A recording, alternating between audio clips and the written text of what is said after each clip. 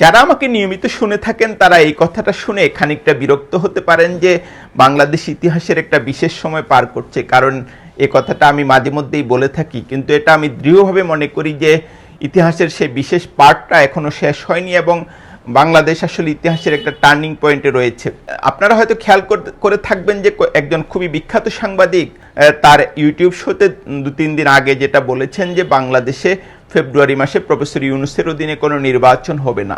আমি যেটা মনে করি যে এটা তিনি কথার কথা বলেননি, এটা তিনি কোনো রকম হিসাব নিকাশ করেই বলেছেন এবং এর নেপথ্যে নানা রকম ঘটনা রয়েছে। আমি যদি এমনি সামগ্রিকভাবে দেখি বাংলাদেশের রাজনীতিতে আপনি বেশ কিছু দিক দেখতে পাবেন। একটা হচ্ছে যে জুলাই অভ্যুত্থানে যেসব রাজনৈতিক, সামাজিক এবং ছাত্র শক্তি ঐক্যবদ্ধভাবে অংশ নিয়েছিল তারা এখন বিভক্ত এবং তারা একে অন্যের মুখোমুখি, একে অন্যের সমালোচনায় মুখর।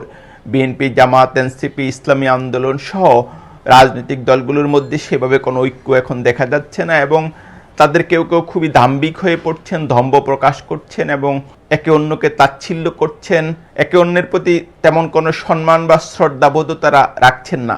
অন্যদিকে আওয়ামী লীগ রাজনীতিতে সক্রিয় হওয়ার চেষ্টা করছে, ভারত থেকে তারা নানা রকম ষড়যন্ত্রমূলক কার্যক্রম পরিচালনা করছে, বিদেশেও তারা খুবই সক্রিয় এবং বাংলাদেশে আমরা যেটা দেখি যে তারা ঝটিকা মিছিলের নামে এক ধরনের আতঙ্ক তৈরি করার চেষ্টা করছে এবং গতকাল একদিনে 244 জন আওয়ামী লীগ এবং সহযোগী সংগঠনের নেতাকর্মী গ্রেপ্তার হয়েছেন ঢাকায়। এটা আসলে খুবই বড় রকম ইঙ্গিত দেয় যে আওয়ামী লীগ আগামী দিনে পরিস্থিতি অবনতির জন্য, নির্বাচন বানচালের জন্য খুবই দৃঢ় পদক্ষেপ নেবে।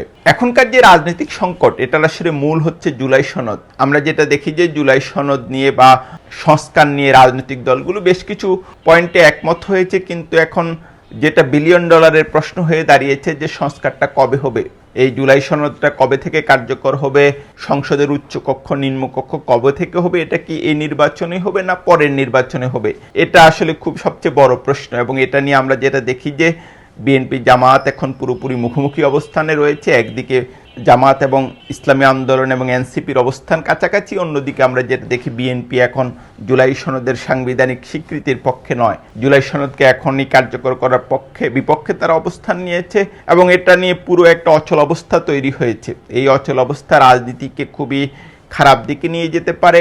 ঢাকার একজন খুবই গুরুত্বপূর্ণ রাজনীতিবিদ গত পরশু সন্ধ্যায় আমাকে বলছিলেন যে জুলাই সনদ নিয়ে যদি রাজনৈতিক দলগুলো একমত না হয়, তারা যদি স্বাক্ষর করতে না পারে, তাহলে যেটা দেখা যাবে যে বাংলাদেশের গত 1 বছরের যে অর্জন সেটা পুরোটাই মাটি হয়ে যাবে এবং প্রফেসর ইউনূসের সরকার তখন থাকার সম্ভাবনা খুবই কম।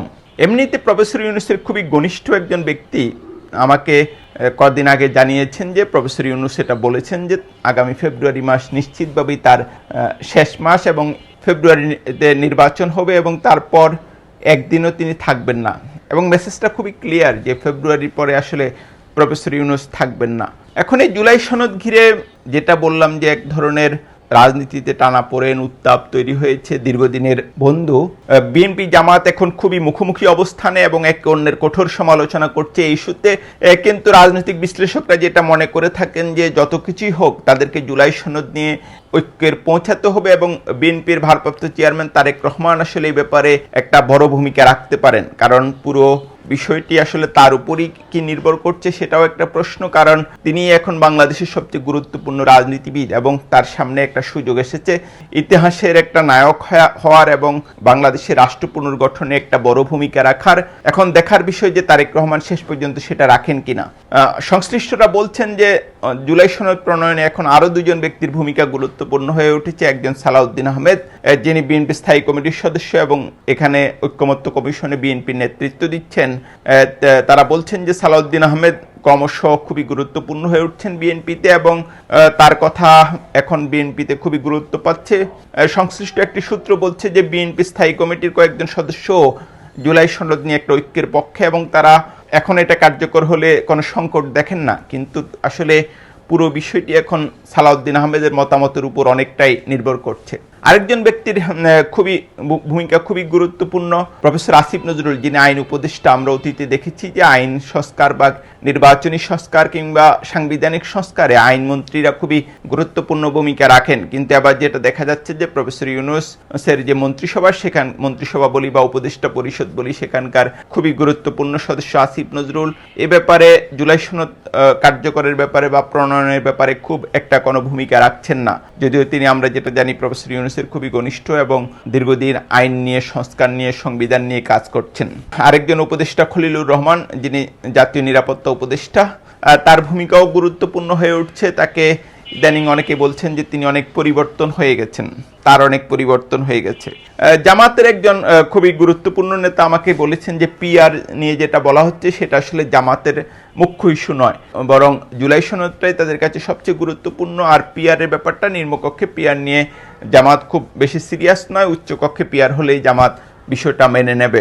এই যখন অবস্থা, তখন আমার যারা ভিডিও শুনেন তারা হয়তো খেয়াল করবেন যে অন্তত দুটি ভিডিওতে আমি এটা নিয়ে আলোচনা করেছি যে যারা 111-এর শক্তি, সেই শক্তি এখন আবার সক্রিয় হয়ে উঠেছে। এটা আসলে সরকারেরই খুব উচ্চ পর্যায়ের একটি সূত্র, অন্তত দুটি সূত্রে আমি শুনেছি যে যারা 111-এর শক্তি তারা এখন আবার সংগঠিত হওয়ার চেষ্টা করছে। এবং রাজনীতিতে এই প্রশ্ন আসছে যে উদ্যত পরিস্থিতিতে রাজনীতিবিদরা যদি সমঝোতায় পৌঁছাতে না পারেন তাহলে থার্ড পার্টি ক্ষমতা আসবে কিনা। আমার ধারণা সেই প্রেক্ষাপটেই অন্তত দুইজন অর্থনীতিবিদকে আমি খুবই সক্রিয় দেখি এখন, এবং তাদের ঘিরে 2-3 জন সম্পাদক, টকশিস্টার, এদেরকে খুবই সক্রিয় দেখা যাচ্ছে।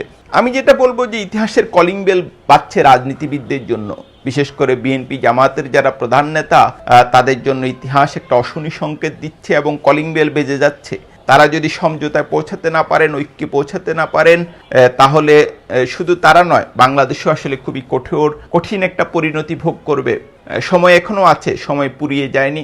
আমার একান্ত চাওয়া হবে এই রাজনীতিবিদরা নিজেরাও একটা সমঝোতায় পৌঁছাবেন এবং বাংলাদেশকে একটা বড় সংকট থেকে রক্ষা করবেন।